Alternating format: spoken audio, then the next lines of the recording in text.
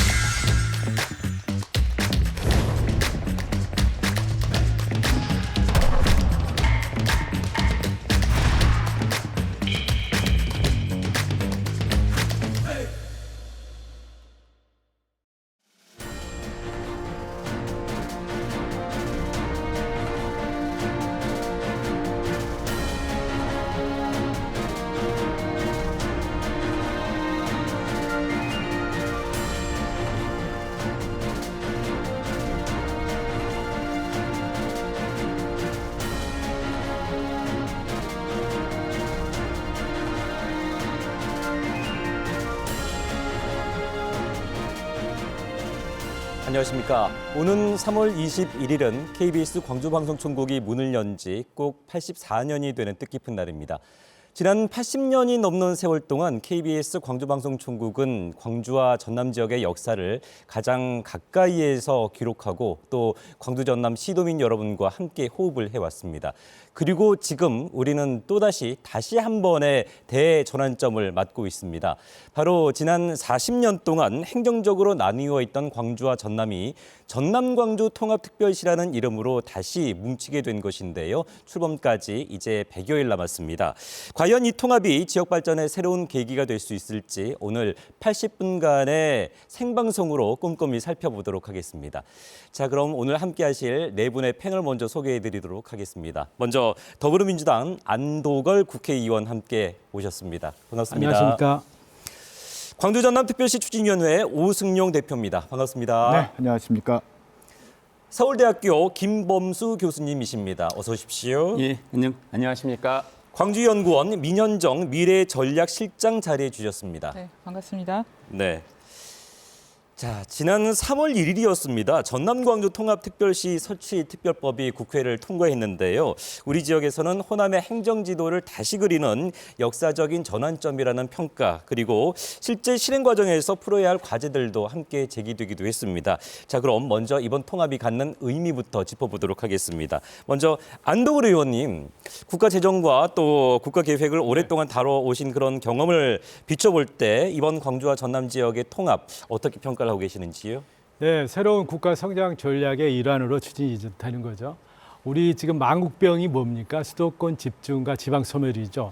국토 면적 11%에 불과한 수도권의 인구의 50% 그리고 경제력의 70%가 집중되어 있습니다. 그래서 더 이상 이걸 방치해서는 대한민국의 발전은 없죠. 그래서 수도권에 상응하는 새로운 성장 동력을 지방에 골고루 만들겠다라는 거죠.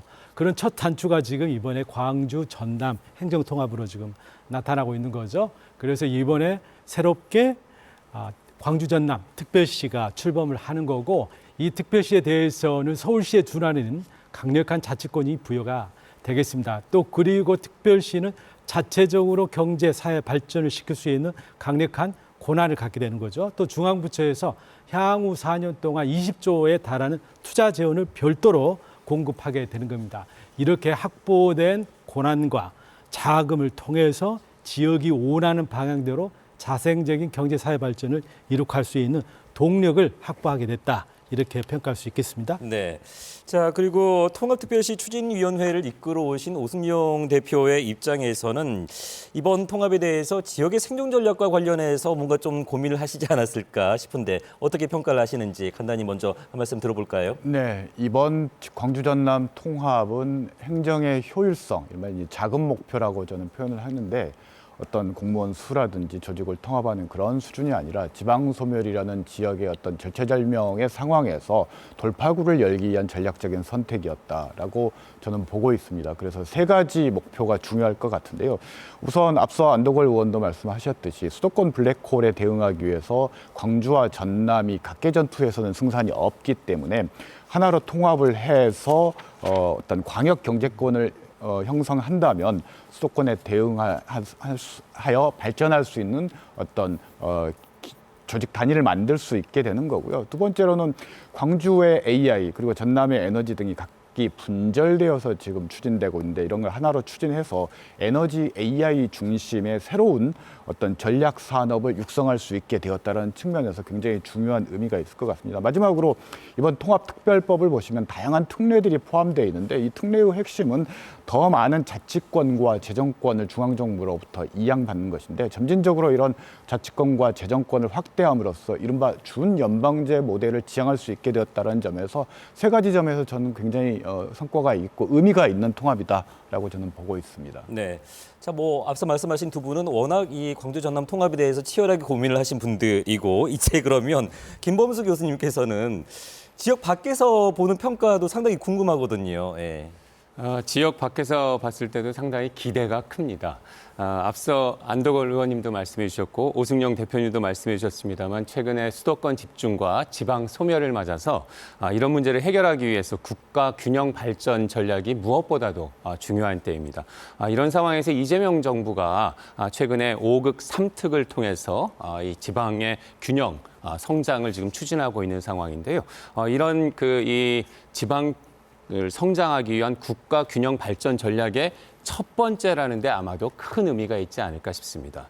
뭐 잘 아시고 계시는 바와 마찬가지로 사실은 광주, 전남뿐만 아니라 대구, 경북, 그리고 충남, 대전도 대전, 예. 이렇게 통합 시도가 있었는데요. 잘 아시는 바와 같이 다른 지역에서는 아직 조금 좀 성과가 미진한 데에 비해서 여기 광주 전남에서 첫 번째 성과를 거두게 된 것 같습니다. 그래서 이런 그 광주 전남의 이 모델이 통합 모델이 정말 좋은 성공의 선례를 만들어서 우리나라가 국가 균형 발전을 이루고 수도권 1극 체제에서 다극 체제로 전환하는 역사적 전환점에 있지 않을까 이렇게 평가하고 있습니다. 네, 역사적 전환점을 어떻게 선례를 남길 것인가 상당히 무거운 책임도 뒤따르지 않나 싶습니다. 자, 민영동 실장님, 40년 동안 분리가 돼 있었는데 그동안에 사실 통합 시도가 없었던 건 아니죠? 네. 지금과는 어떤 차이점이 좀 있었을까요? 간단히 들어볼까요? 네, 지난 40년간 4차례 정도 통합 논의가 있었습니다. 지금 올해 25년 추진한 내용까지 포함해서요. 네, 여러 가지 환경적인 이유, 이해관계에 의해서 중단이 되다가 이번 통합 논의는 특별법 제정이라는 제도화의 성과를 거뒀다는 첫 사례라는 점에서 지방자치 역사에서도 굉장히 중요하다라고 생각이 됩니다. 이러한 특별법 제정이 가능했었던 요소들을 좀 생각을 해보면 과거와는 다른 점을 한 3가지 정도 볼 수 있을 것 같아요.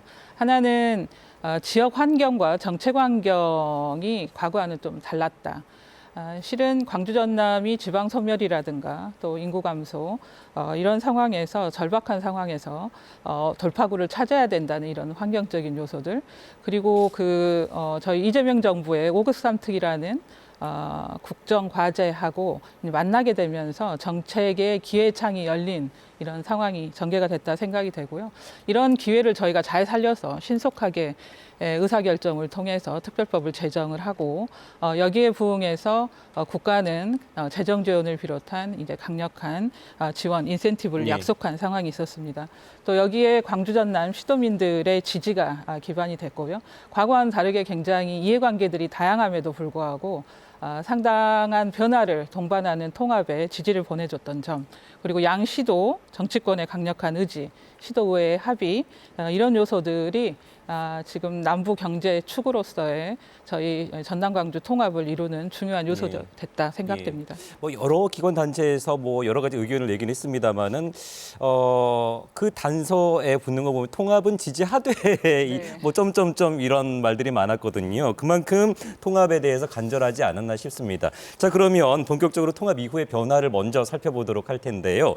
대한민국 1호 광역 통합 특별시 결정이 59일 만에 아주 빠르게 결정이 됐습니다. 추진 속도가 빨랐던 만큼 실제로 뭐가 달라지는지 궁금한 분이 많으실 텐데요. 그래서 우리 삶에 미칠 영향과 그 변화들을 유도희 아나운서가 전해드리겠습니다. 화면으로 함께 만나보시죠. 지역의 운명을 바꾸는 거대한 승부수, 전남 광주 통합특별시. 과연 무엇이 어떻게 달라질까요? 통합특별법을 토대로 전남 광주 통합특별시의 가장 이상적인 미래를 그려봤습니다.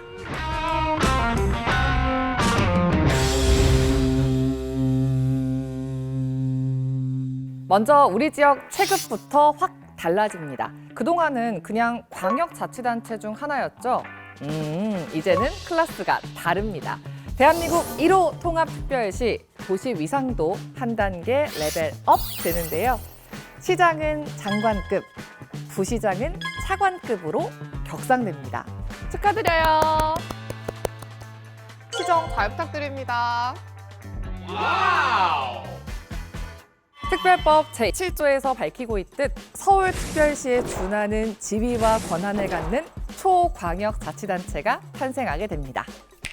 또 우리 지역에 국립박물관이나 미술관을 세우려면 그동안은 타당성 조사를 위해서 중앙정부의 승인 절차 거쳐야 했죠. 이제는 달라집니다. 무려 394개 프리패스권을 확보했거든요. 산업단지 인허가부터 박물관 건립까지 지역의 주요 행정을 우리 스스로 결정할 수 있는 자치 권한의 시대가 열립니다. 그리고 가장 중요한 건 역시 머니, 재정이죠. 특별법이 보증하는 재정 지원금만 무려 20조 원입니다. 여기에 공공기관 10곳 이전까지 함께 추진됩니다. 광주의 인공지능, 전남의 에너지, 우주항공, 여기에 반도체 산업까지 전남 광주 통합특별시가 미래 첨단 산업의 메카로 우뚝 섭니다. 마지막으로 교통입니다. 그동안 광주 전남 광주 오갈 때 멀고 불편하셨죠?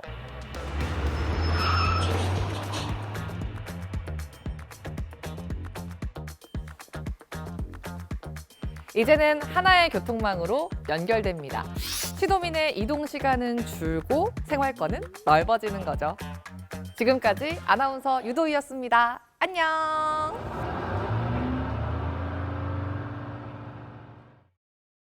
그렇군요. 예, 우리가 뭐 아주 간단한 내용이긴 합니다만은 사실 시외버스 탈 때도 조금 불편함 있었고 요금 책정도 조금 달랐던 그런 기준이 있었는데 통합이 될 것이고 394개의 프리패스 권한도 상당히 좀 인상적인 그런 내용이지 않나, 우리가 잘 몰랐던 내용이지 않나 싶습니다. 그 가운데 강조했던 20조 원, 계속 이제 20조 원 얘기가 나올 수밖에 없는데 안 의원님, 네.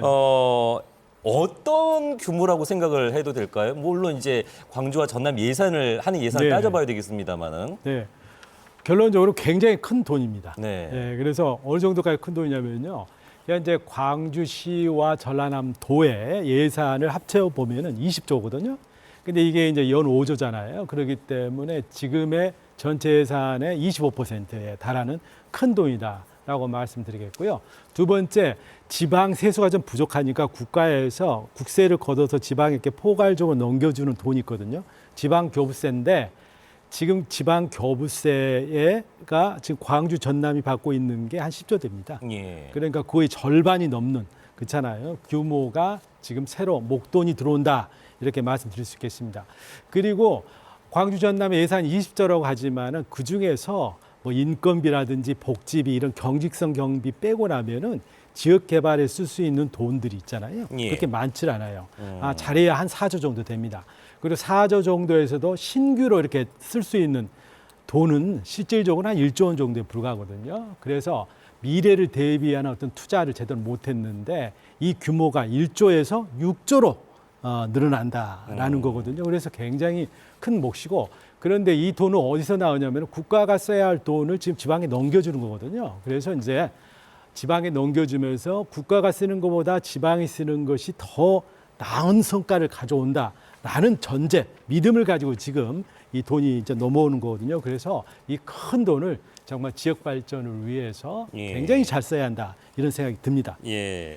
그동안에 이제 쓰던 돈이 모자라가지고 참 많은 말씀을 들으셨을 텐데, 정말 이제 큰 규모의 재정 지원이 들어오면은 이 살림을 잘해야 되는데 그 살림을 하는 사람의 위상이 달라진다. 이제 시장이 장관급으로 바뀌고 부시장은 차관급이다. 자, 구체적으로 어떤 분야에서 어떤 권한을 행사하게 될 수 있을지 오승용 대표께서 좀 짚어주실까요? 제가 방송에서 긴장을 잘 안 하는데 네. 제가 답변할 내용을 앞에서 유도희 아나운서가 거의 다 이야기를 해버려가지고 네.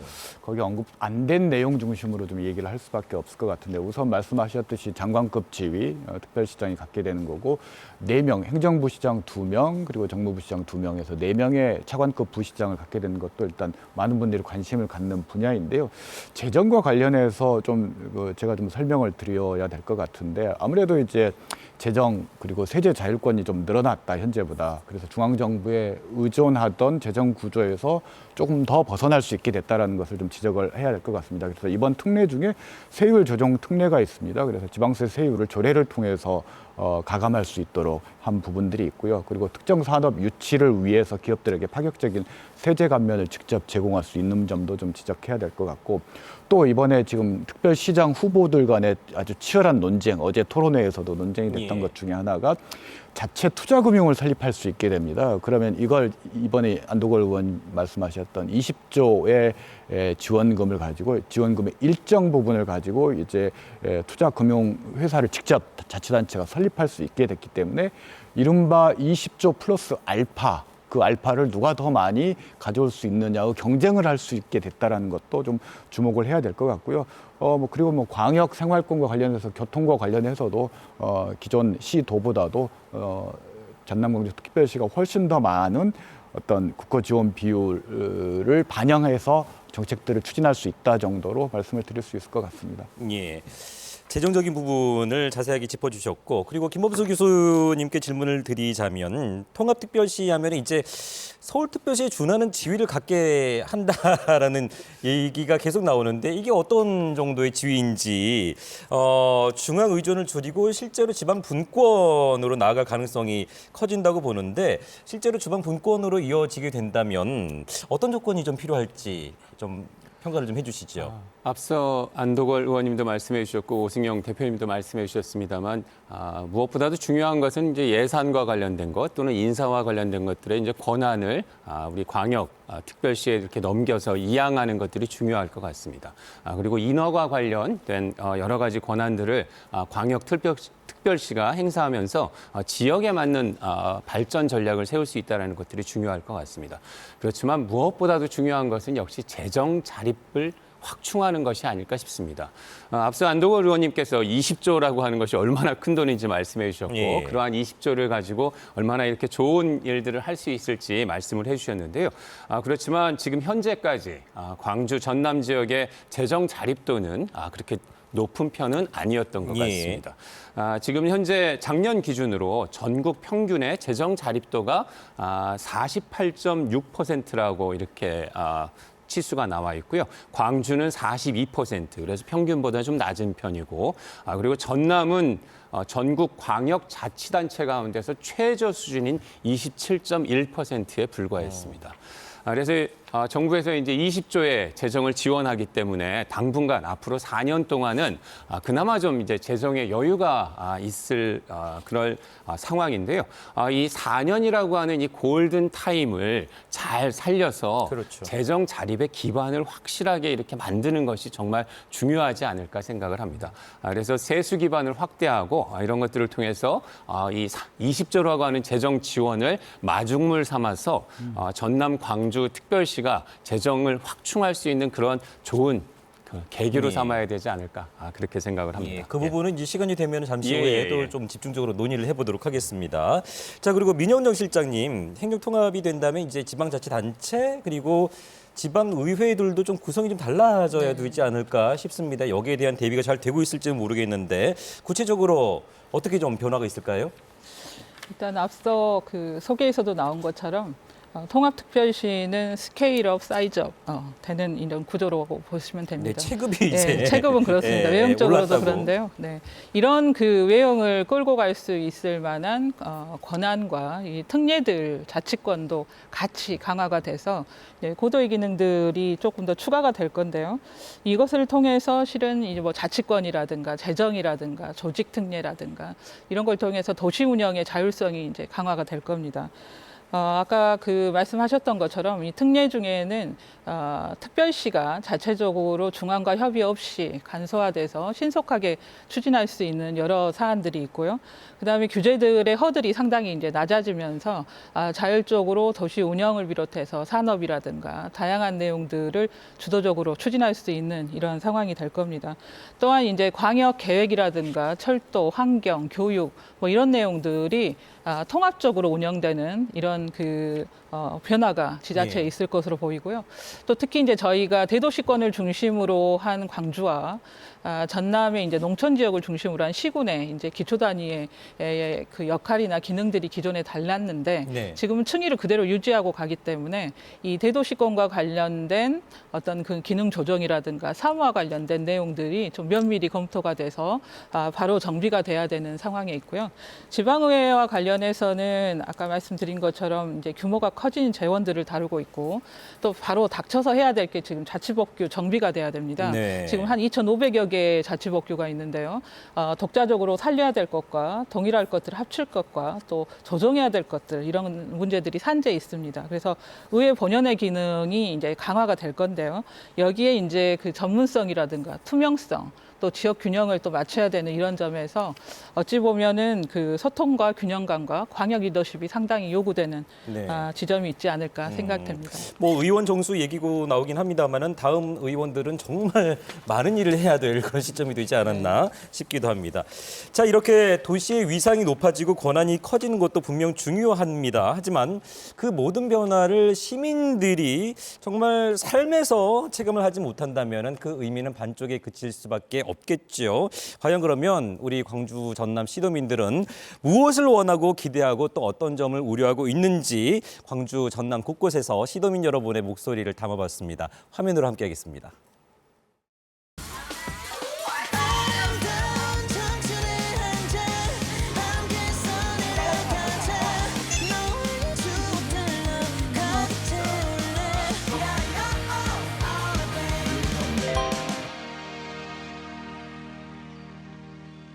처음에 소식을 들었을 때는 갑자기 왜 하지? 라는 이제 생각이 들었었는데요. 수도권 과밀화된 그런 현상들을 5급 3특이라고 하는 그런 전략에 따라서 이제 지역도 경쟁력을 갖고 또 청년 인구 유출도 막고자 하는 그런 취지에 공감해서 지역의 한 청년으로서 굉장히 환영하는 그런 입장으로 반겼습니다.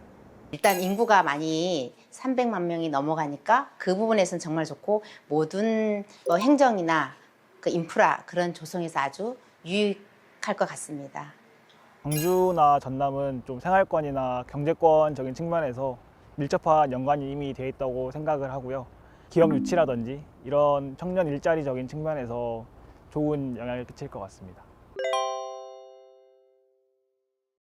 가장 기대되는 점은 안 그래도 아무래도 그 20조라고 하는 인센티브가 가장 기대되는 점인 것 같은데요.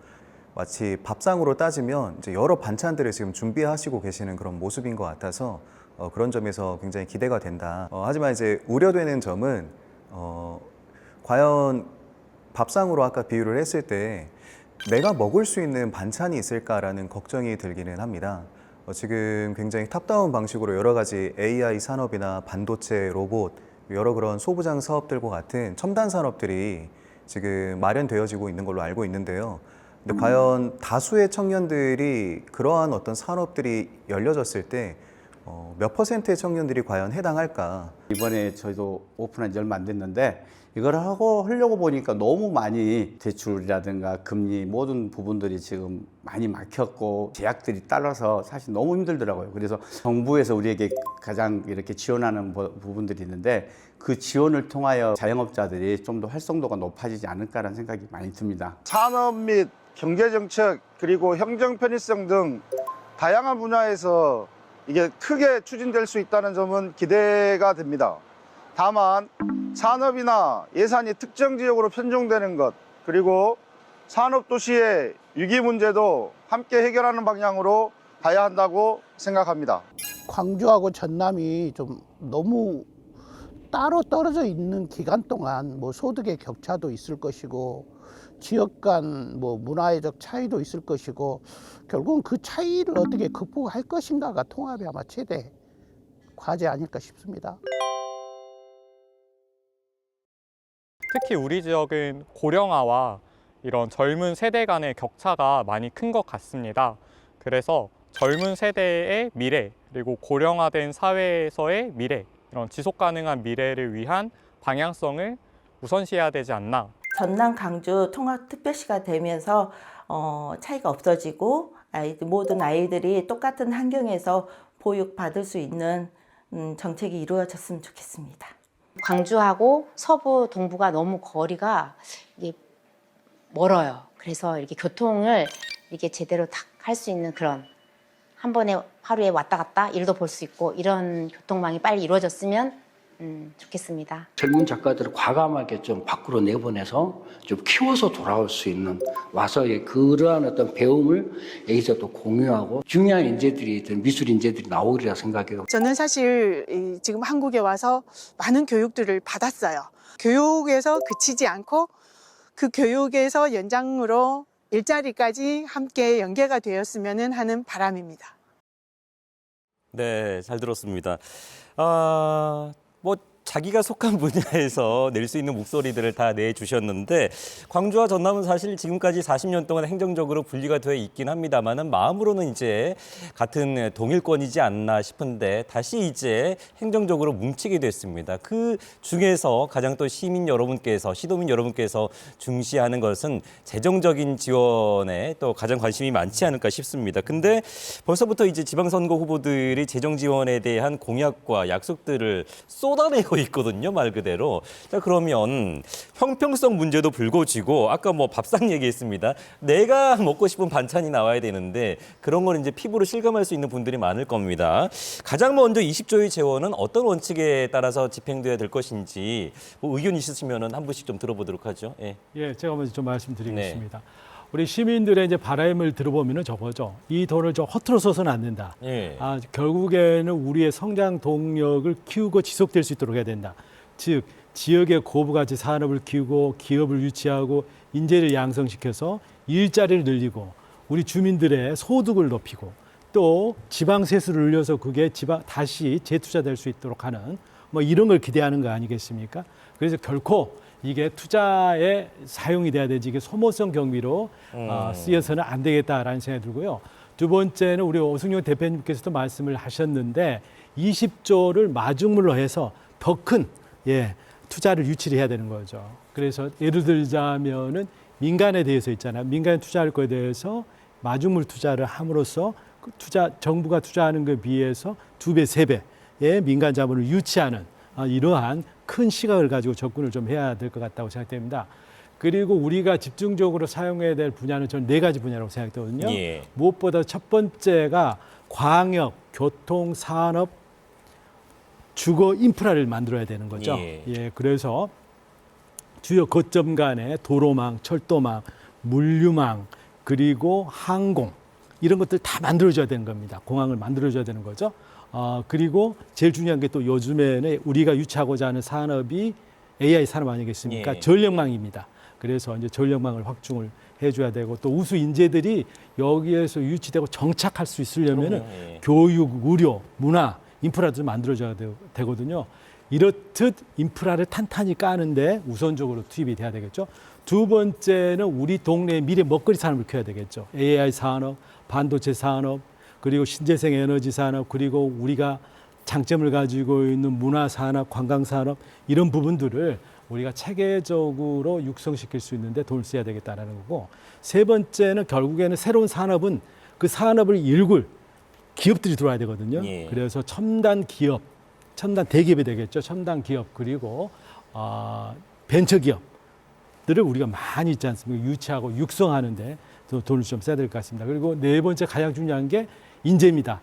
미래 첨단 산업은 결국에는 두뇌에서 나오는 거거든요. 그래서 인재들을 어떻게 유치할 것이냐라는 거고 R&D 인력이라든가 고급 생산 인력에 대해서는 과감하게 그래서 무상 임대 주택을 공급한다든지 하는 그런 파격적인 인센티브를 부여를 해서 글로벌 그리고 국내에 훌륭한 인재들을 끌어모으고 또 자체적으로 우리가 필요한 지역 특화 산업을 육성시킬 때 필요한 그런 전문 인력을 양성하는 어떤 교육, 투자 이런 부분들에 이제 집중적으로 투자를 해야 한다 이렇게 생각을 합니다. 그 네 가지 부분을 말씀을 해주셨는데 그거 다 하려면 20조 원이 좀 부족한. 그렇죠. 그러니까 너무 부족하지 않나요? 예, 그러니까 잘 아껴서 있지 않습니까?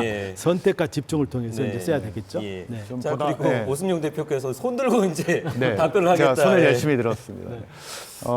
방금 안도걸 의원께서 이제 어떻게 할 것인가에 대해서 말씀을 해주셨어요. 네 가지 부분으로 나눠서 말씀을 해주셨는데 그러면 이런 네 가지 부분으로 이 20조가 써야 되는데 이 20조가 이렇게 지출되고 사용될 수 있도록 하기 위해 지금 당장 우리는 무엇을 해야 될 것인가 이 문제를 저는 좀 언급을 해야 될 것 같습니다. 저도 당초에는 뭐 여러 가지 분야별로 뭐 어떻게 써야 된다라고 잔뜩 적어왔는데 중요한 건 그건 아닌 것 같아요. 그건 뭐 안도걸 의원 같은 전문가들이 얘기를 해주실 거고 제가 집중하는 부분은 이것이 이 새로운 집행부가 출범해서는 이 논의를 시작하고 집행하기까지 상당히 많은 시간이 소요될 수밖에 없을 것 같다. 그래서 지금 선거 국면 민주당 경선이 시작됐고 현실적으로 우리 지역은 민주당의 지배력이 강하기 때문에 민주당 경선이 시행되는 과정에서 이 부분들에 대해서 민주당이 책임 정당으로서 지역의 사실상의 집권 정당으로서 선거 과정에서 후보들 간에 일정한 이 매니페스토를 형성할 필요가 있다. 그 매니페스토라는 건 크게 두 가지입니다. 하나는 이걸 어떤 모델, 그러니까 예컨대 경부고속도로 모델처럼 하나에 집중해서 전략산업에 쓸 것인가, 아니면 혁신도시 모델처럼 아주 나누어 줄 것인가 골고루. 근데 저는 개인적으로 이걸 집중하는 것이 더 효과적이라고 보는 거고요. 그래서 이런 어떤 원칙을 정당 차원에서 정해줄 필요가 있다는 거고요. 두 번째로는 이걸 이제 그 20조 플러스 알파와 관련해서 이걸 어떻게 할 것인가에 대해서 당이 좀 가이드라인을 만들어줄 필요는 있다는 겁니다. 지금 후보들 보니까 뭐 초대형 투자펀드 조성과 관련해서 20조 플러스 알파를 어떤 후보는 30조 원 얘기를 하고 있고 어떤 후보는 100조 이야기하고 있고 어떤 후보는 150조를 얘기를 하고 있다는 거예요.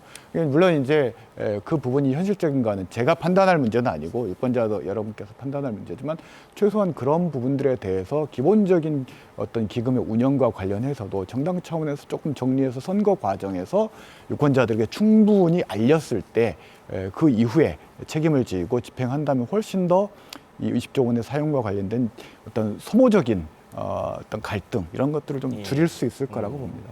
원칙이 중요한데 일단 정당 차원에서 그런 원칙을 세우는 일이 급선무다라고 말씀을 해주셨고, 그리고 계속해서 이제 손을 들고 이제 말씀을 조금 간단히 다음 질문들만 네, 알겠습니다. 그래서 근데 아까 그 안도걸 의원님께서 인재 양성이 중요하다고 참 좋은 말씀을 해주셨는데요. 인재를 양성하기 위해서는 무엇보다도 교육기관에 대한 투자가 중요하다고 생각을 합니다. 뭐 옛말에 있듯이 교육은 100년 대계라고 했고요.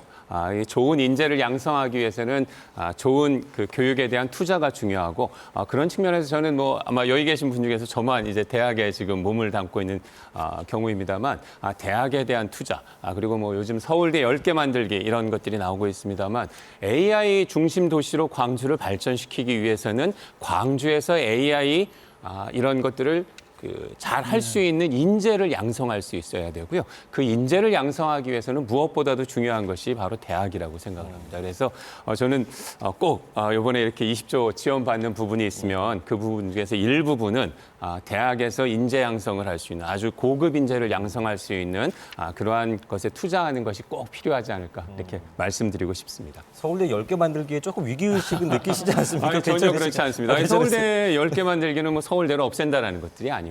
서울대는 서울대대로 또 이렇게 발전할 수 있도록 하지만 각 지방에 있는 지역 거점의 대학이라고 할까요? 그런 대학들이 서울대 못지않은 경쟁력을 갖출 수 있도록 만드는 거기 때문에 저는 서울대 10개 만들기에 대해서 적극적으로 찬성하는 입장입니다. 자, 그리고 민현일 실장님, 아무래도 광주 이때도 전남발전연구원이 있는데 그곳에서 이제 일을 하다 보면은 네. 광주와 관련된 정책들 그리고 전남과 관련된 정책들 들여다보면은 사실 광주 내부에서도 그리고 전남을 보더라도 워낙 지역별로 색깔이 다르기 때문에 이게 조금 쏠림 현상이 조금 우려가 되거든요. 이 문제 어떻게 진단하고 계시는지요? 쏠림 현상과 관련해서는 저희가 이제 통합특별시 행정통합과 관련해서 이제 바라볼 때 우선성에 대한 통합의 저희가 취지와 목표를 생각할 때 우선성에 대한 그 시도민적 합의와 공론화가 굉장히 중요하다라고 생각이 됩니다. 실은 통합은 여러 가지 그 갈등과 변화를 동반하는 것이기 때문에 이와 관련해서 가장 중요한 것이 이제 시도민의 어떤 거버넌스를 통해서 고도의 거버넌스가 요구되는 지금 상황이기 때문에 이와 관련된 논의의 장들을 마련하는 게 굉장히 중요한데요. 저희가 이제 1월 14일 날 특별법 초안이 입법공청회를 통해서 오픈된 이후에 저희가 이제 광주 전남 전역에서 기초단위, 계층별, 또 직능별 이런 공청회를 통해서 통합의 취지나 의의도 알려드렸지만 그 사이에 이제 시도민들의 의견도 청취를 많이 했습니다. 이것이 그냥 청취로 끝나는 것이 아니라 이 나온 내용들을 어떻게 하면 지금 이제 워낙 빨리 진행되었던 상황이었기 때문에 특별법과 또 시행령 그리고 자치법규에 특별시 조례에 담아서 함께 가져갈 것이며 조직적으로 이런 것들을 어떻게 공론화해 갈 것이냐에 대한 책임 있는 정리도 필요하다고 생각이 되어서요. 저희가 이제 그와 관련된 내용들을 전부 다 이제 좀 정리를 해봤습니다. 그래서 이제 정체성을 어떻게 유지하면서 특별시를 성장시켜 갈 것이냐, 또 재정 지원과 관련된 실효성을 어떻게 담보해 갈 것이냐, 또 불이익 배제 원칙에 준해서 기존의 어떤 안정적인 것들은 유지 승계하되 이것들이 자연스럽게 단계적으로 이제 승화될 수 있도록 하는 것들, 또 교육 자치와 관련해 가지고도 지금 도시와 농촌의 격차가 굉장히 크지 않습니까? 근데 무엇보다도 안정적으로 운영이 돼야 되는 것이 교육이기 때문에 이와 관련된 안정성과 연속성의 요구들 이런 내용들을 좀 모아보고 있고요. 그리고 이제 인허가라든가 특례가 동시에 가지고 있는 또 다른 점은 좀 방만하면서도 난개발이 될 수 있다는 이런 우려들도 환경단체들이 많이 제안을 하고 있기 때문에 이것과 관련된 절차라든가 논의들을 어떻게 가져갈지 또 무엇보다 시도민들이 통합과 관련해서 가장 체감할 수 있는 영역부터 먼저 저희가 좀 적극적으로 해나가면서 신뢰와 동의를 얻어갈 필요가 있다라고 정리가 되고요. 이 내용들은 제도적으로도 반영을 할 수 있도록 해야 된다고 봅니다. 네. 아주 골치 아픈 내용들이기 때문에 저 내용들은 우리 연구원들이 또 열심히 또 연구를 해주실 예정이시고 오승용 대표께서 이 부분과 관련해서 하나만 더. 원칙적으로 옳으신 말씀인데요. 근데 쏠림과 집중은 동일한 현상에 대한 서로 다른 해석일 수 있다는 겁니다. 그러면 이게 핵심은 뭐냐면 결국은 1중심 2거점 체제로 갈 것인가 아니면 3거점 체제로 갈 것인가를 선택해야 된다는 겁니다. 근데 그 선택을 단체장이나 민주당, 사실상 집권당인 민주당이 하는 것이 아니라 공론화위원회나 수기기구에 자꾸 책임을 회피하기 위해서 떠넘기게 된다면 그 공론화위원회에서 과연 이거 제대로 결정할 수 있겠는가? 저는 절대 결정할 수 없다고 보고요.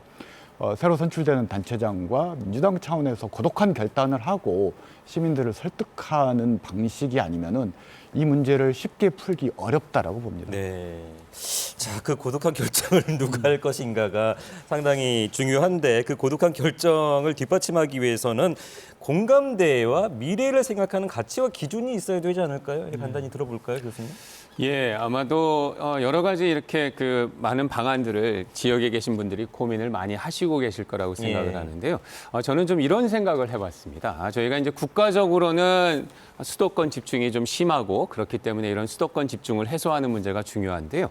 전남 광주 지역을 이렇게 또 저도 오늘 토론회를 준비하면서 살펴봤더니 광주 지역의 집중이 상당히 많이 되어 있는 편이고 경제적으로는 그리고 여수, 순천, 광양, 동부 지역이 이렇게 좀 중요하게 돼 있어가지고 상당히 지역 내에서도 일정 정도 좀 불균형이 존재하는 그런 상황인 것 같습니다. 그래서 아마도 이제 국가적으로 저희들이 이 지역 균형 발전을 이루기 위해서 국가 균형 발전 전략을 추진하고 있는 것과 마찬가지로 지역 내에서도 이런 이해관계를 조정하기 위해서는 지역 내에서의 균형 발전 전략을 좀 꼭 좀 만들어야 되지 않을까 생각을 하고 있습니다. 그래서 국가적으로 그리고 또 이런 지역의 발전을 위해서 세제라든가 또는 입시에서 상당히 지역 인재 그 선발이라든가 이런 그래서 혜택을 많이 주고 있는데요.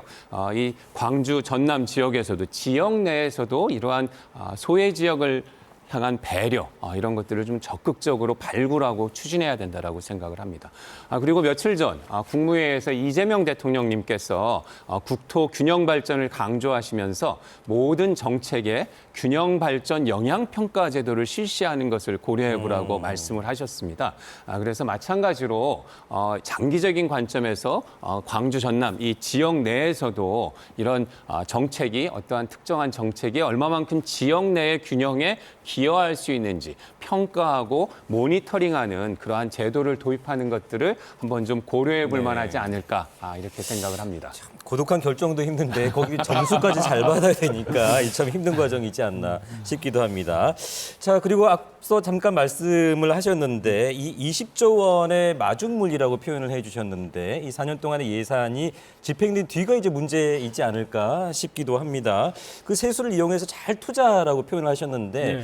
투자를 잘한다면 좋은 결과가 나올 것이고 아니면 이제 4년 으로 끝날 수 있을 것인데 여기에 대해서 무엇을 준비해야 한다고 생각하시는지. 예, 제가 좀 말씀을 드리자면은 현재 1차적으로 통합한 특별시에는 연간 이제 5조 원을 4년간 보장하겠다는 거 아닙니까? 예. 근데 저는 이게 이 정부 내에서 있지 않습니까? 끝나지 않을 거다 이렇게 좀 생각되거든요. 예. 현재 이재명 정부는 새로운 재정 분권 전략을 지금 생각을 하고 있습니다. 그것은 연방제에 가까운 지금 재정 권한 배분을 좀 생각하고 있거든요. 현재 국세와 지방세 비중이 한 75대 25 됩니다. 그런데 이 정부에서는 이거를 60대 40으로 네. 좀 바꾸려고 하는 거죠. 그래서 국세의 상당 부분을 지방세로 좀 이전을 좀 할 겁니다. 그래서 우선 광주 정남에 교부된 5조 원이 있지 않습니까? 지금은 특별하게 이제 교부가 되는 거지만은 이게 제도적으로 이전되는 형태로 새로운 제도가 설계되지 않을까 이제 보여지는 겁니다.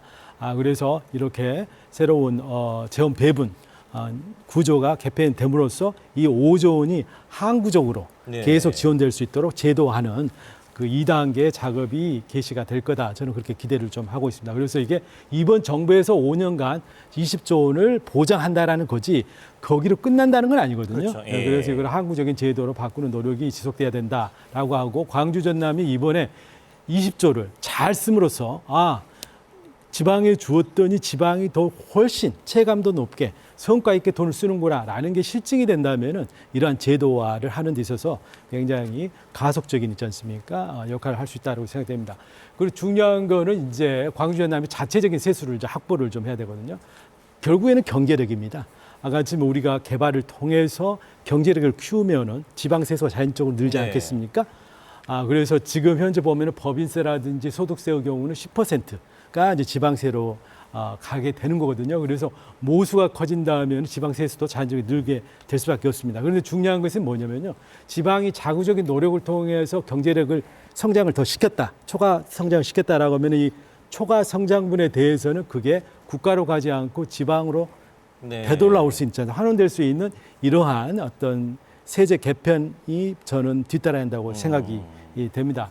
그리고 세 번째로는 제가 다시 전번에도 말씀드렸습니다마는 민간 자본을 유치해야 됩니다. 정부 국가나 지방이나 성장이 지금 줄어들고 있기 때문에 재원을 마냥 투입을 할 수는 없는 거거든요. 결국에는 그렇지만 시중에는 많은 유동성이 좀 있는 겁니다. 예. 그래서 풍부한 지방 시중의 유동성을 이런 지역 개발 재원으로 이렇게 전환시킬 수 있는 그 민간 자본을 활용할 수 있는 그러한 제도를 좀 확충을 해야 되겠고 지금 법안에도 들어가 있는 지방투자공사라 같은 그런 비크를 통해서 정부가 일정 부분 지자체에서 자금을 투입을 하고 그걸 마중물로 해서 종잣돈으로 해서 2배, 3배의 민간 자본을 유치를 해서 네. 지역개발 재원을 활용하는 그러한 재원 확충 노력도 필요하다 예. 이렇게 보여집니다. 예.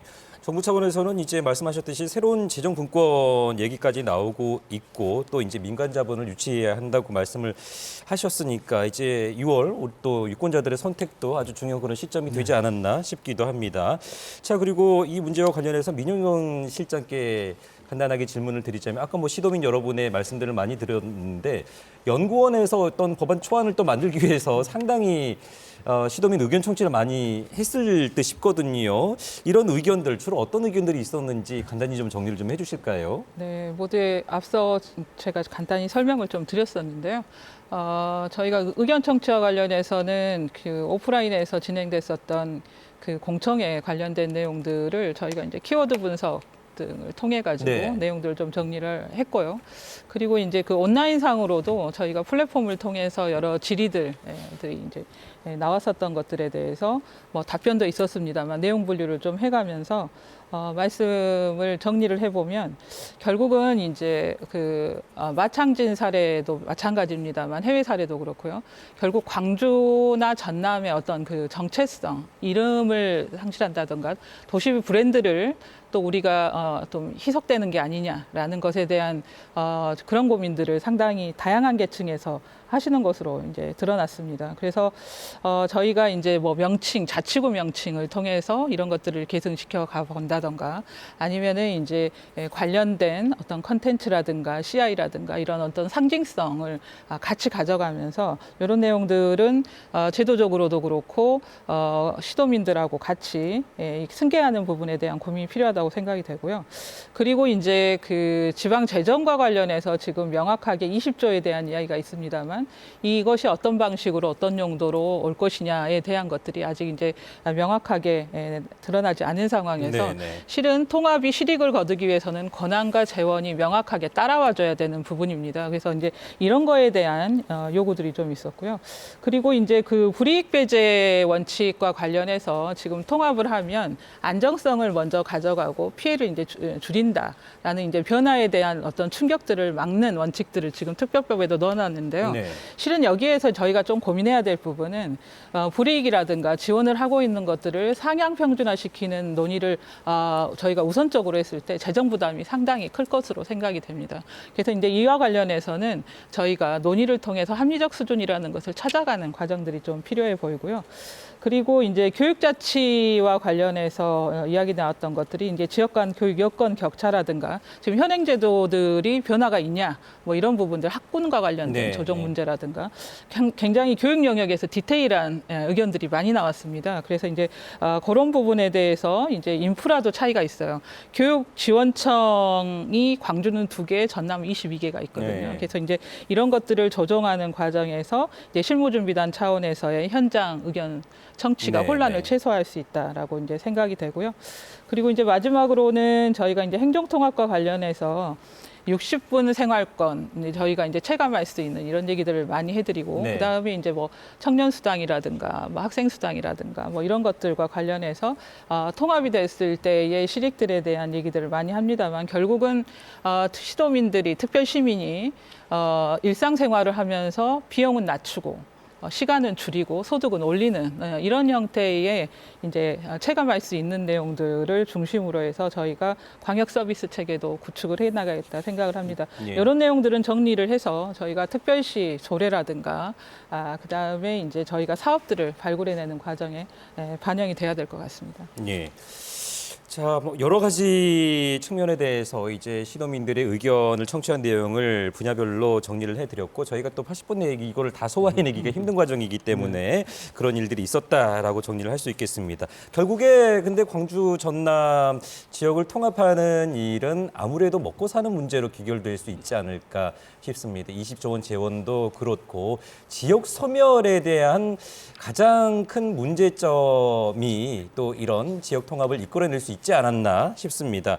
그래서 현실적인 주제인 지역 경제와 일자리 문제에 대해서 이제 지금부터 짚어봐야 될 텐데 오늘 또 어떤 기사를 보니까 수도권에서 지역으로 내려간 청년들이 2년을 버티지 못하고 또 올라가려고 한다 뭐 이런 기사도 있더라고요. 이런 것과 관련해서 앞으로 광주 전남 통합이 된다면 광주와 전남이 이제 AI를 비롯해서 반도체 산업 뭐 여러 가지 산업을 유치할 수 있을 텐데 가장 먼저 갖춰야 할 결정적인 조건은 뭐라고 생각을 하시는지 참 좀 예민한 문제이긴 합니다만은 네, 어떤 분께서 먼저 답변을 좀 해주실까요? 제가 먼저 한번 말씀을 드릴까요?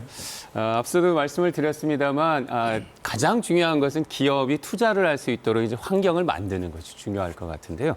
기업은 어디에 투자하냐? 여러 가지를 또 고려하겠습니다만 기업에 투자해서 연구개발시설을 여기 광주 전남 지역에 세웠다. 가장 중요한 게 뭐겠습니까? 일할 수 있는 사람이 중요합니다. 거기서 일할 수 있는 사람이 중요하기 때문에 아마도 무엇보다도 중요한 것은 인재 양성이라고 생각을 합니다. 그런데 이런 이야기를 여기서 드리는 게 상당히 좀 조심스럽기도 하고 그렇습니다만 최근에 수도권 지역에서 젊은 대학생들이 하는 이야기들이 있습니다. 우수인재 남방 한계선. 이거 정말 죄송한 이야기인데요. 이 수도권에 있는 학생들이 대충 뭐 수원 정도 이런 데까지는 가서 이렇게 일을 하지만 그 남쪽으로는 잘 안 가려고 한다는 그런 이야기들이 인터넷에 떠돌고 있습니다. 그만큼 정말 여기에 좋은 일자리를 만들고 투자를 한다고 하더라도 수도권이나 이런 지역에서 인재를 유치하는 것은 쉽지가 않습니다. 가장 중요한 것은 이 지역에서 인재를 양성하는 것이 중요하고요. 그런 의미에서 앞서도 말씀드렸습니다만 이 지역에 있는 이런 대학이나 이런 곳에서 정말 고급 인재, 우수 인재를 양성할 수 있도록 그런 그 시스템을 만드는 것이 무엇보다도 중요하다고 생각을 합니다. 광주는 사실 청년 유출 문제도 심각하거든요. 그렇죠. 예. 작년 통계를 보니까요. 이제 광주 전남에서 수도권으로 있잖아요. 이동한 인구가 청년 인구가 18,000명입니다. 그리고 수도권은 전국에서 다 몰려 들어가지고 5만 1,000명이 있지 않습니까? 이렇게 유입이 되고 있거든요. 그래서 절대적으로 그 경제 발전에 필요한 특히 첨단 산업을 육성하는 데 필요한 인재가 지금 고갈되고 있는 게 현실이거든요. 우리 교수님께서 잘 말씀 주셨어요. 지금 수도권에 있지 않습니까? 매력이 있잖아요. 그리고 여러 가지 경제적인 보상이라든가 이런 부분 차이가 있는 거죠. 그렇게 한다면은 이제 자체 인력 양성도 해야 되겠지만 그 시간이 좀 걸리지 않겠습니까? 우선 급한 있지 않습니까? 인재를 우리가 유치를 좀 해야 되거든요. 그러기 위해서는 지방에 거주함으로써 생기는 불이익에 대해서 보상이 좀 필요하다고 생각됩니다. 그래서 제가 이제 법안도 지금 만들고 있고 하는 게 고급 개발 인력 그리고 고급 생산 인력이 지방으로 내려오는 경우에 그런 경우에는 근로소득세를 있지 않습니까? 큰 폭으로 감면을 좀 시켜줘야 되는 거죠. 그리고 이런 분들이 내려왔을 때는 지자체가 좀 힘을 좀 모아가지고 무상으로 임대주택을 공급한다든지 그런 노력 그리고 그런 분들이 여기서 안정적으로 연구할 수 있도록 하는 그런 정착수당이라든지 연구개발비를 별도로 있지 않습니까? 좀 책정해서 지원하는 뭐 이런 게 굉장히 좀 필요한 거죠. 그래서 이런 인센티브가 없어서는 이제 안 되는 거거든요. 그래서 이번에 인센티브에 필요한 재원을 저는 이번에 국가에서 이제 지원하는 5조 원을 활용해서 이런 부분에 좀 투입을 좀 해야 한다 이렇게 좀 생각이 됩니다. 그리고 어느 정도 여건이 인센티브가 마련되면은 수도권에서 저는 지방에 내려올 수 있다고 생각됩니다. 예를 들어서 지금 이번에 인공지능 우리 클러스터 사업을 지난 문재인 정부 때부터 해왔지 않습니까? 그래서 광주에 빅데이터 처리센터가 좀 생겼죠. 그런데 광주에 입주하는 기업에 대해서는 그 대차 센터 있지 않습니까? 이용 비용을 무상 저렴으로 좀 공급을 좀 하고 있는 겁니다. 그렇다 보니까 기업들이 내려와요. 그리고 젊은 친구들이 내려와가지고 지금 자리를 잡고 있는 거죠. 그래서 100여 개 기업들이 AI 전문 기업들이 좀 이전하고 또 창업을 했습니다. 그래서 제가 거기에 이제 이전한 그러한 청년들하고 만나서 좀 대화도 나눠봤는데 막상 광주에 내려와 보니 좀 다르다는 거예요. 편견이 있긴 있었는데 광주에 오니까 첫 번째 물가가 쌉니다. 그리고 그 친구들이 광주 도심에서 지금 일을 하고 있는데 광주 동명동이라든지 이런 쪽 그리고 ACC가 있고 해가지고 상당히 문화적인 환경도 좋다라는 거죠. 그리고 새롭게 광주를 발견하는 거죠. 그래서 어느 정도 경제적인 인센티브 그리고 사회 문화적인 있지 않습니까? 인프라를 만들어 준다면은 청년들 얼마든지 내려올 수 있다. 이렇게 또 우리가 자신감을 좀 가질 필요는 있을 것 같아요. 근데 그 관련해서 난방한계에서 말씀을 예. 하셨고 그리고 그러니까 인센티브를 그만큼 줘야 되는 거죠. 아니, 맞습니다. 아니, 인센티브를 인센티브를 확실하게 줘야 되죠. 줘서 네. 그래서 여기 와서 이렇게 지내는 것이 그렇죠. 수도권에서 지내는 것보다 훨씬 더 좋고 쾌적한 삶이라고 하는 그렇습니다. 것을 수도권에 있는 뭐 사실 네. 수도권에서 네. 일자리가 부족하면 여기 와서 충분히 할 수 있다고 생각을 아니, 합니다. 제가 왜 이 말씀을 드렸냐면 공공기관 이전 얘기를 하려다 보니 지금 지방 이전을 앞뒀다고 말씀드리긴 그렇지만 그 명명되는 기관들의 직원들이 떨고 있다는 그런 말들도 있잖아요. 그만큼 지방 이전이 참 쉽지 않은 일인데 그럼에도 불구하고 광주와 전남은 지금 공동 전략을 세우고 네. 10개 핵심 기관을 선정을 했고요. 그리고 정부가 우선 이전을 약속한 것을 근거로 해서 40개 공공기관 이전도 정부에 요구하고 나섰습니다. 이런 요구들이 좀 실제로 이 성과를 이어지려면 어떤 준비들이 필요하다고 생각하시는지 그 얘기들을 조금 오승용 대표님. 뭐 앞서 연장선상에서 말씀을 드려야 될 것 같은데요. 난방 한계선 아주 중요한 지적이고 그게 이제 일종의 정주 생태계를 우리가 좀 근본적으로 변화시켜야지 않는 한 이게 인프라 투자만으로 될 수 있는 문제는 아니라는 거죠. 공장을 세워도 일할 사람이 없고 일하다가도 금방 떠나버린다면은 사실은 이 산업 전환이라는 것도 불가능한 것이겠죠. 그래서 그런 부분에서 정주 형태를 바꿀 수 있는 이른바 그 워케이션이라고 흔히 이야기를 하는데요. 그런 적극적인 접근도 좀 필요할 것 같다. 그러니까 주거와 문화 이런 것들이 결합된 형태의 어떤 설계가 좀 필요할 것 같고요.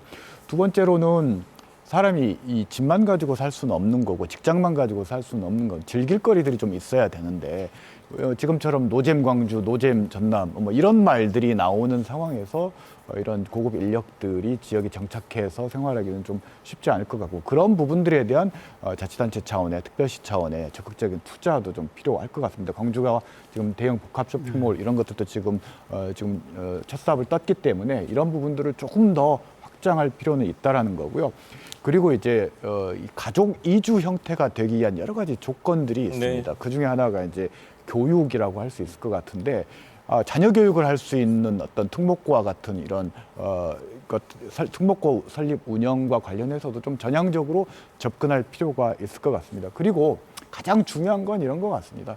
그러니까 어떤 공기업에서 일하는 사람들이 지역에 왔을 때 우리는 균형 발전이라는 아름다운 단어를 사용해서 그들이 보기에 마치 시골에 가서 억지로 살도록 한다라는 거죠. 그럼 누구나 인간은 가장 좋은 정주 여건 속에서 살고 싶은 권리가 있고 욕망이 있는 건데 그걸 인정해야 된다는 겁니다. 그래서 이런 기업 유치를 하는 데 있어서도 아주 균형 발전 시각에서 저발전된 곳에 이렇게 배치하는 그런 발상도 가능하지만 정주 여건이 가장 좋은 곳에 유치를 해서 투자도 줄이고 그 사람들이 자발적으로 내려올 수 있도록 유도하는 방법도 생각해 볼 필요가 있다. 발상의 전환이 좀 필요한 측면이 있다. 아마 대통령께서 말씀하셨던 흩뿌리는 형태가 아니라 집중하는 형태라는 것들도 그런 부분들이 좀 녹아있는 그런 발언이라고 생각합니다. 예.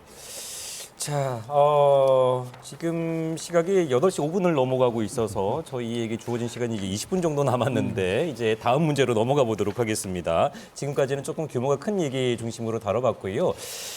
이제 다뤄야 될 부분도 상당히 좀 민감한 문제입니다. 특히 청사 위치 문제가 아직까지 정리가 되지 않고 있습니다. 그리고 조직 통합이라든지 인사, 재정, 의료, 교육 여러 가지 문제가 남았는데 먼저 청사 문제에 대해서 김범수 교수님 큰 통합의 원칙 속에서 풀어가야 되긴 하는데 지금 이 문제 어떻게 풀어가야 할까요? 아무래도 이 문제는 제가 외부에서 왔기 때문에 저한테 이렇게 묻는 것이 아닌가 싶은데요. 답변을 어떻게 하실지 상당히 기대가 상당히 됩니다. 사실은 어려운 문제라고 생각을 하고 있습니다. 그래서 저도 현재 지금 법안이라든가 이런 것들을 보면 현재 이제 광주시청사 그리고 무안에 있는 전남도청사 그리고 전남 동부청사 세 군데를 그대로 일단 두기로 이렇게 한 것으로 알고 있습니다만 장기적으로는 이 청사 문제를 또 어떻게 합치거나 이런 것들을 좀 고민해 봐야 되지 않을까 하는 생각을 하고 있습니다. 사실은 이제 뭐 우리 국가적인 차원에서 보았을 때 저희가 정부 청사가 서울에도 있고 세종에도 있고 그리고 국회는 또 국회는 지금 현재 여의도에 있고 그래서 많은 정부 부처의 뭐 국장님들이 거의 매번 서울에 출장 왔다가 회의하고 다시 내려갔다가 이러면서 시간을 많이 낭비하고 있다고 하고 있는데요. 상당히 이렇게 뭐 균형 이런 부분들도 좋지만 또 때로는 이런 행정이라든가 이런 데 있어서 효율성 측면도 좀 고민해야 되지 않을까 싶은 생각이 있습니다. 근데 이제 효율성으로 이렇게 이야기하면 어느 한 곳으로 뭉치면 또 다른 곳이 또 손해를 볼 수 있기 때문에 아마도 뭐 미국 같은 경우에도 행정 수도는 워싱턴 DC입니다만 경제적으로는 잘 아시다시피 뉴욕이 가장 큰 그런 시입니다. 그래서 이 전남 광주 특별시 안에서도 행정 중심지 그리고 또 뭐 경제 중심지, 문화 중심지 이런 것처럼 좀 다양한 그런 다극화된 체제를 만들어서 한쪽으로 이렇게 행정이 좀 몰리더라도 다른 지역에서 충분히 그런 것들을 이해할 수 있고 공감할 수 있을 만큼 이렇게 좀 균형 있는 그런 정책들이 필요하지 않을까 생각을 합니다. 그래서 너무 좀 약간 원론적인 말씀을 드려서 죄송하긴 합니다만 아니 원론적이긴 합니다만은 묘하게 비켜가시면서 효율성을 말씀하시면서 지역 간의 거리를 말씀하신 걸 보니까 어떤 그래도 의중인지 알 수 좀 있겠고. 어떤 순간에는 이런 것들에 대해서 효율성을 얘기하면서 좀 뭐 그런 것들을 같이 고려하면서 그래서 균형과 효율성을 저희들이 좀 함께 고민해야 되지 않을까 그런 생각입니다. 저는 좀 아이디어를 좀 제시해 본다면 이 문제는 앞서 말씀드렸듯이 이 통합특별시를 어떻게 운영할 것인가와 관련이 있습니다. 즉, 1중심 2거점 체제로 갈 것인가 3거점 체제로 갈 것인가 하고 연결이 돼 있는 거고 저 개인적으로는 1중심 2거점 체제가 현실적이라고 봅니다. 예컨대 통합 청사를 놓고 저는 빅딜이 필요하다라고 보는 입장인데요.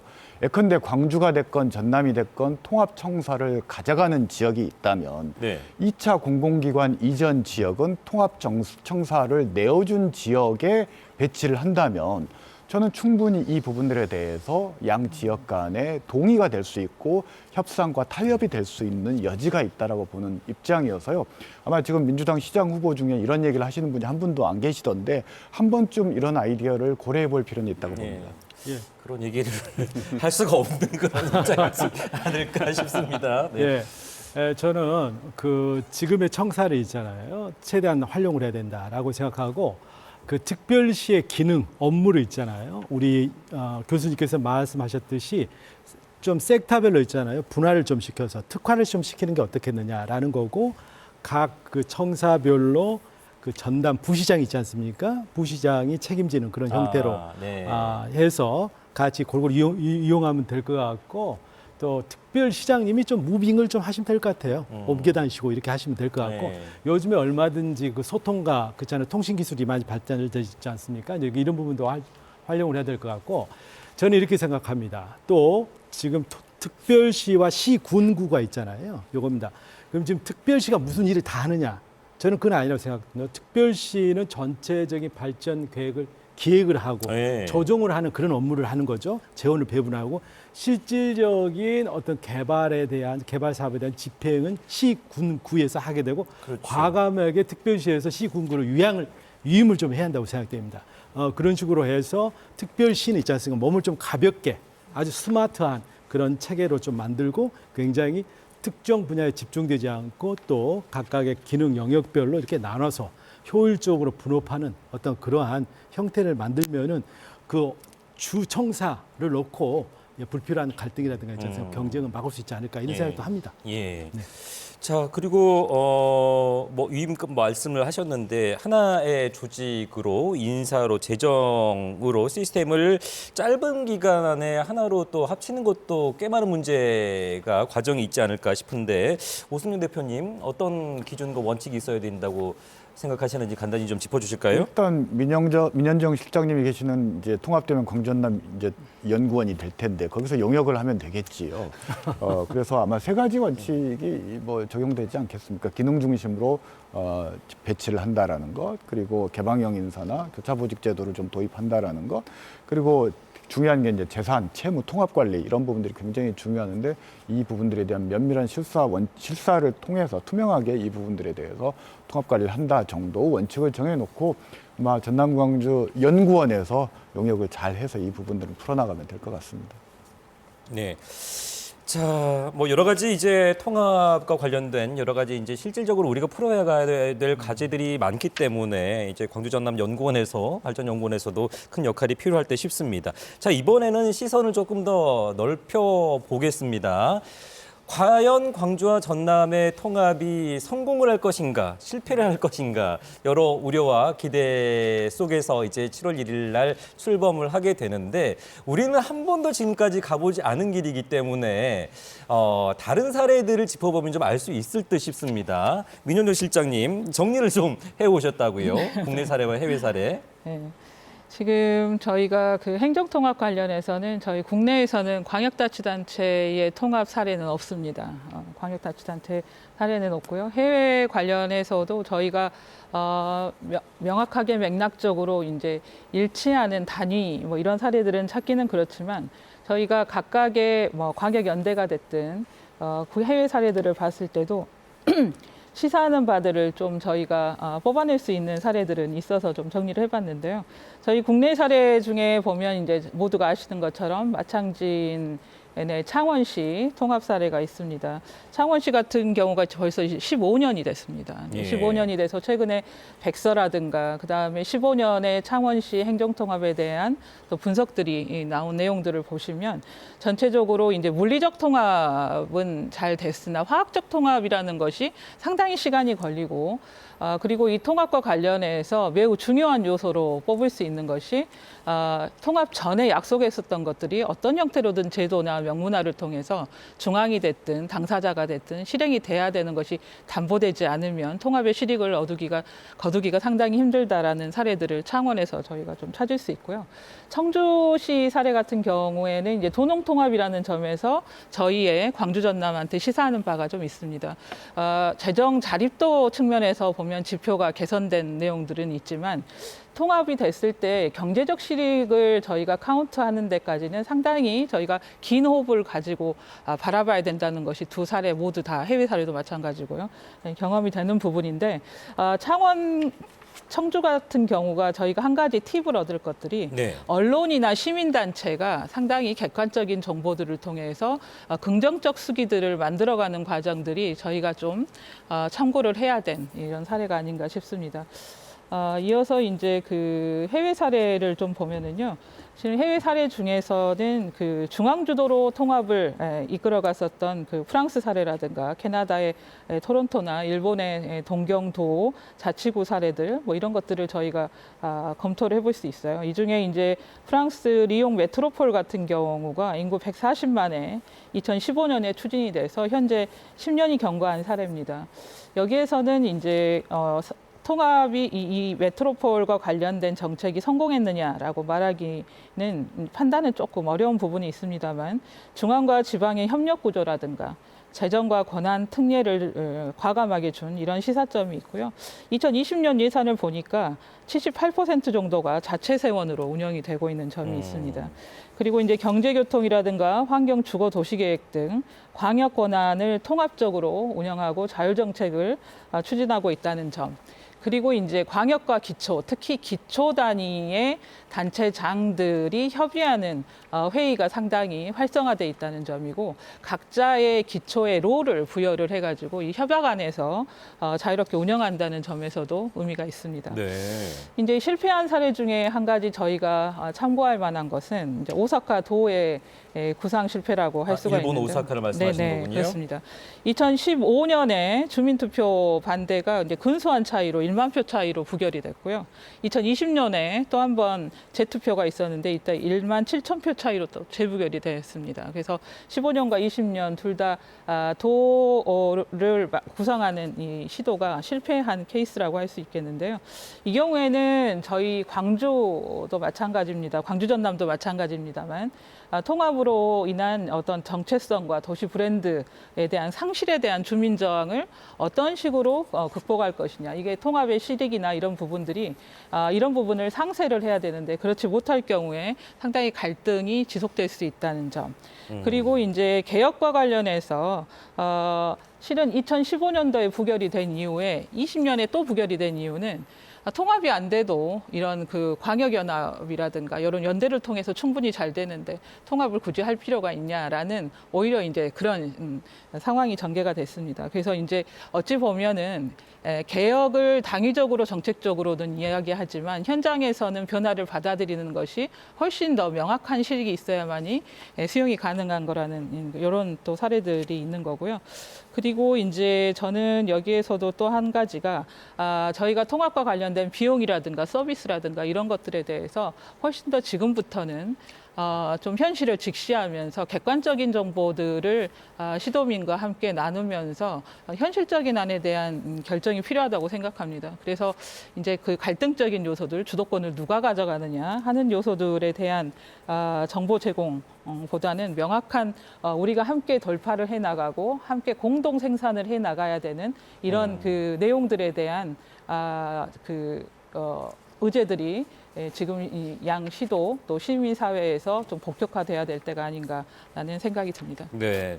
자, 객관적으로 이제 성공을 해야 되는 거잖아요. 광주 전남 통합이 이제 7월 1일부터 시작이 되기 때문에 객관적으로 영향을 미치기 위해서는 말씀대로라면 이제 언론과 시민단체도 좀 긍정적인 그런 영향을 많이 미쳐야 될 것이고 성공 사례로는 프랑스 리옹 그리고 실패 사례로는 일본 오사카 사례를 말씀을 해주셨는데 이 성공과 실패 사례에 대해서 어떤 시사점이 있다고 생각하시는지 의견을 좀 내주실까요? 그런 생각을 안 하고 계시죠?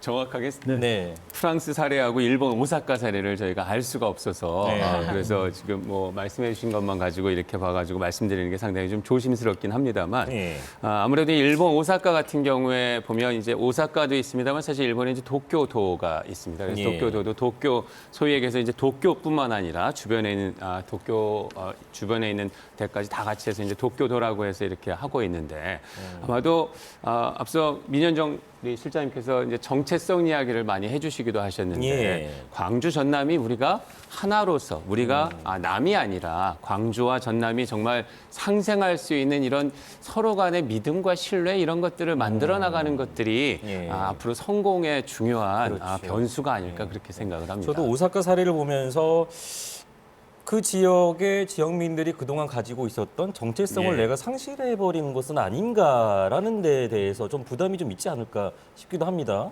네. 근데 저는 이렇게 생각됩니다. 광주 전남은 애초에 하나의 행정단이었죠. 그런데 그게 이제 분리가 된 거 아니겠습니까? 분리가 됐던 이유도 뭐냐면은 이제 광주 중심에 있지 않습니까? 우리 호남권 내에서는 광주 중심이었는데 여타 있잖아 지역, 전남 지역에도 새로운 성장 거점을 만들자. 이렇게 해서 이제 시작된 거 아니겠습니까? 그런데 지금은 약간 상황이 좀 바뀌는 게 수도권으로 있잖아요. 제반 인적, 물적 자원이 다 쏠림이 있기 때문에 지금 우리가 새로운 발전을 도모하기 위해서는 지금 부족한 힘들을 좀 뭉치자라는 거 아니겠습니까? 그런 차원에서 저는 이 지역 경제의 어떤 성장 잠재력을 높이는 어떤 방안으로 있잖아요. 우리 지역 주민들이 선택을 했다라고 생각되고 그게 마치 중앙정부에서 발진시킨 5국 3특의 전략과 있지 않습니까? 부합이 돼서 됐다고 생각되거든요. 그래서 저는 지금 지역 발전에 대한 강력한 의지 또 우리 지역 주민들의 열망이 있기 때문에 저는 이게 있잖아요. 큰 힘이 되리라고 생각됩니다. 그리고 여러 있잖아요. 실제적인 통합을 정착시키고 뿌리 내리도록 하는 데 있어서 여러 난관들이 있겠습니다만은 저는 주로 그런 부분들은 어떤 행정적인 문제라고 좀 생각되고 또 이제 공무원들이라든지 여러 공공기관들의 어떤 이해관계의 문제가 아니냐 싶거든요. 이런 것들은 능히 우리 앞으로 극복해 나갈 수 있다라고 저는 생각이 되고 이거는 현명한 방법론을 우리가 찾을 문제이지 이걸 너무 두려워하거나 그럴 네. 필요는 저는 없다. 네. 이렇게 좀 생각을 좀 합니다. 예. 결국은 우리는 하나의 뿌리였기 때문에 그렇죠. 크게 걱정하지 마시고 그 뿌리를 이용해서 더욱더 큰 힘과 동력을 얻을 수 있다라고 긍정적으로 생각을 하면 될 수 있을 것 같습니다. 자, 오늘 이렇게 80여 분이라는 긴 시간 동안 전남 광주 통합특별시의 여러 비전과 과제를 함께 살펴봤는데요. 이제 마무리할 시간이 됐습니다. 마지막 질문을 드려야 될 텐데 저희가 선거 방송은 아닙니다만 시간 관계상 한 분당 1분씩 이 마무리 발언을 좀 해주시면 좋겠습니다. 10년 뒤에 우리가 바라는 광주 전남 광주 통합특별시의 모습은 어떤 모습일지 상상을 좀 해주실까요? 먼저 안동래 의원님. 예, 저는 10년 뒤에 우리 광주의 모습을 이렇게 그리고 싶습니다. AI, 신재생 에너지, 문화, 대한민국을 끌고 가는 첨단 산업들이 창발하는 그런 활력 있는 도시. 그래서 기업과 인재들이 다시 몰려드는 광주 전남이 되지 않을까 이렇게 좀 생각을 하고요. 그래서 이제 경제 플러스 이제 문화가 꽃피우는 글로벌 중심 도시로 저는 발전할 수 있는 계기를 좀 반드시 우리가 마련해야 한다. 그래서 이제 정치 1번지에서 이제 경제 1번지로서 어떤 자부심을 가질 수 있는 그러한 어떤 도약의 계기를 반드시 우리 광주 전남 시도민은 만드실 거다. 저는 굳게 믿고 있습니다. 네. 자, 그리고 우리 또 교수님 한 말씀 해주실까요? 예, 사실 지금 또 안덕을 의원님도 정치 1번지에서 경제 1번지로 이렇게 말씀을 하셨는데 사실은 저도 그 말씀을 사실은 좀 드리고 싶었습니다. 저희 광주 전남 지역 이렇게 이야기하면 사실 떼어놓고 생각을 할 수가 없는데요. 저희 5.18 광주 민주화 운동이 있었고 사실 우리나라 민주주의 발전에 정말 큰 이런 그 상징적인 그런 곳이 바로 광주 전남 지역이라고 생각을 하는데요. 앞으로 10년 뒤에는 저희들이 광주 전남 지역을 민주화 뭐 이런 것과 연관시켜서 생각하기보다는 정말 미래의 첨단 산업이 발전하고 그다음에 여기서 정말 AI와 뭐 로보틱스, 에너지 이런 것들이 너무너무나 발전해서 저희들이 광주 또 전남 이렇게 하면 민주화보다 먼저 AI 또는 에너지 이런 것을 먼저 생각할 수 있는 그런 곳이 되었으면 하는 생각입니다. 네, 고맙습니다. 자, 그리고 오승윤 대표님. 그 학력을 높이기 위해서는 오답노트를 잘 활용해야 되지 않습니까? 앞서 오사카 사례가 나왔는데 하향 평준화 통합에 대한 부정적인 여론 그리고 통합의 부정적인 비용을 충분히 숙고하지 못했던 측면들이 오사카가 실패했던 주요한 요인 중에 하나인데요. 그래서 우리는 오답노트를 좀 잘 적어서 광전남 통합에 있어서도 이 부분들을 좀 교정해 나갔으면 좋겠고 그래서 4년 후에 다시 지방선거를 앞두고 다시 나누자라는 얘기가 나오지 않아야 될 것 같습니다. 그러기 위해서는 가장 중요한 게 효능감을 좀 체감할 수 있도록 해야 된다. 즉 통합을 해서 뭔가 확실히 좋아졌다라는 효능감을 얻어야 되는데 그 가장 큰 것은 앞서 얘기했던 대기업, 앵커 기업이라고 많이 얘기 나왔는데 이런 대기업 유치를 하고 그리고 의대 설립이라든지 공공항 이전이라든지 그런 해묵은 과제들을 특별시 체제에서 해결한다면 충분히 시민들이 효능감을 느끼고 통합 잘 됐다, 잘 했다라는 평가가 나올 수 있을 것 같습니다. 네. 아주 무시무시한 말씀을 다시 나누자라는 말이 안 나오도록 4년 후에 멋진 청사진을 좀 제시할 수 있었으면 좋겠고요. 끝으로 민영준 실장님. 네. 저도 뭐 10년 뒤라고 하면 가까운 미래긴 한데 그래도 어마어마한 얘기 하고 싶어요. 예. 실은 저희 전남 광주 통합특별시의 사례를 통해서 전 세계에서 어떤 그 통합의 협치, 공동생산과 관련된 정책의 공동생산과 관련된 어떤 그 시범 도시로서 다 찾아와서 학습하는 그런 도시가 됐으면 좋겠고요. 그리고 이제 저 개인적으로는 모든 특별 시민들이 전생에 걸쳐서 정주 완결성을 갖는 여기서 충분히 선택받고 돌봄을 받고 행복하게 살 수 있다는 그런 도시가 됐으면 하는 생각이 하고 있습니다. 네. 자, 오늘 이렇게 네 분의 말씀 잘 들었고요. 네 분의 말씀처럼 광주 전남 대통합 이제 100일 정도 남아 있는데 그런 청사진을 함께 제시할 수 있게 네 분도 함께 노력을 해 주셨으면 좋겠습니다. 오늘 말씀 여기까지 듣겠습니다. 고맙습니다. 네, 감사합니다. 자, KBS 광주방송국 개국 84주년을 맞아서 준비한 특별기획 광주 전남 미래를 잇다 80분 동안 함께했습니다. 오늘 우리는 광주와 전남의 통합이 가진 기대와 가능성 그리고 결코 가볍지 않은 현실적인 과제까지 짚어봤는데요. 시민의 삶이 중심이 되고 지역의 균형이 지켜지고 또 미래 세대에게 희망을 남기는 통합이 우리가 바라는 바로 그 전남 광주 통합특별시의 모습이 아닐까 싶습니다. 40년의 단절을 넘어서 다시 시작된 이 길이 광주 전남의 더 나은 미래로 이어지기를 함께 응원하면서 오늘 방송 여기서 모두 마치도록 하겠습니다. 함께해 주신 여러분 고맙습니다.